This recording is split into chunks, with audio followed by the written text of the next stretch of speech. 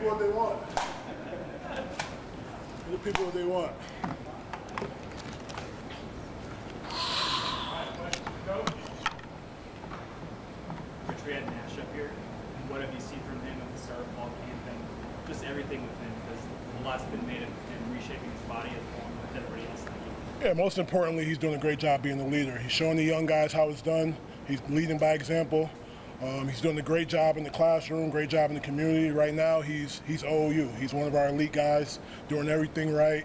His body's changed. He's accepted, the new techniques that he's playing. He's always been the big run stopper, like I've said in the past. But now he enjoys getting after the quarterback, doing a lot of different things, movement-wise up front.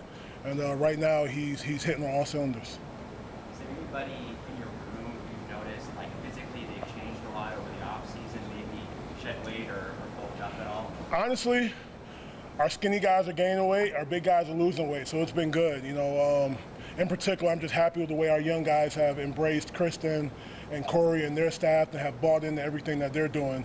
And we have young guys that have gained 20, 30 pounds in 2-3 months, and we have big guys who's lost 10, 15 pounds and also gained muscle mass, so that's good. So that's just a tribute to what Kristen and Corey are doing, and they got a great program and those guys are following it.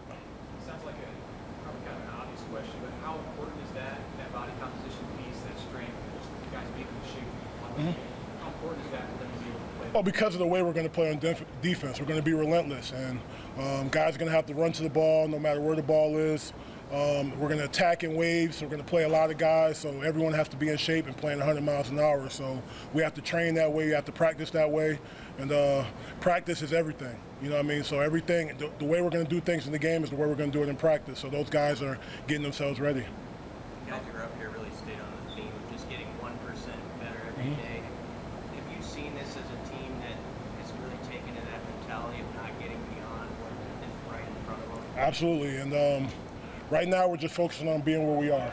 And we're just taking it one day at a time, trying to stack one practice after one practice and just getting better each day. Trying not to, look too far ahead, just taking it one day at a time and focusing on the day. How important is this month from a scheme perspective of getting guys where you want to be? Well, they just got to know what they're doing, right? That's all it is. And, we're going to be patient with them. It's new for everybody. It's new for the coaches. Myself, Coop, Rob, who haven't been in this defense before. So everyone's learning, so it's good that we're all learning at the same time. And those guys are picking it up well, and they enjoy the defense, and they're playing fast and making a lot of plays. You have a young group, like a position group like you do too. How do you know when a guy is ready to live in the trenches? I mean, you don't know until the real bullets are flying, but we're going to get them prepared, and the best way to get them prepared is, like I said, is through practice. So if they can make it through practice and play at an elite level in practice, we feel like they can go out there and play on Saturdays and help us. Can you think back to your time at Temple as a player, like when you kind of made that jump from reserve to starter?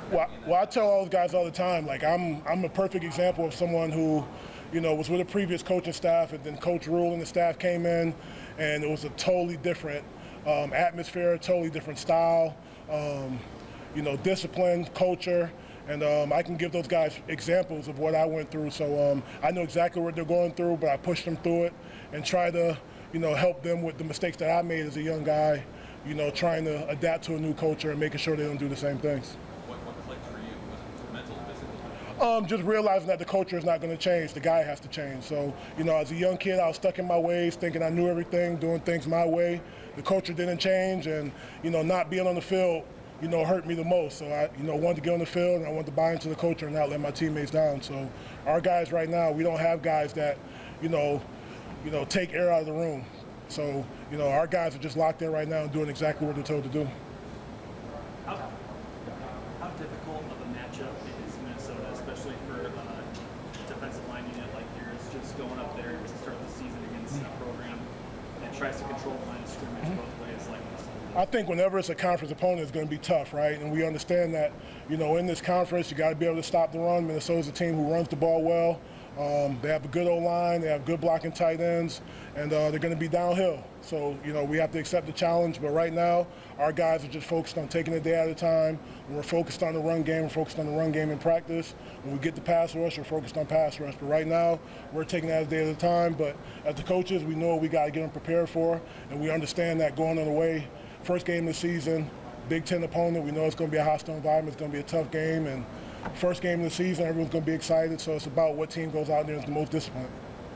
We talked to Roquan, and he mentioned how the mobility exercises was something that's really helped him, be more explosive, be able to get off the line a little quicker. Is that something you've seen in him, and have you kind of emphasized making sure those guys are a lot more mobile? Yeah, absolutely. And he's a guy who, like I said before about him, you only got to tell him one time to do something, he does it right.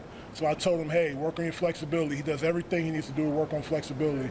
And it's starting to rub off with the rest of the group, which is good. And his leadership plays off in a different way. He's not a big vocal guy like Ty Robinson is, but the way he works and when he does speak, the guys listen. So, he's a guy that, when Coach Rue say, hey, this is how it's done, he's going to do it that exact way. And he's a perfect example of a guy who hasn't played football around here, who's trying to do everything he can to get on the field.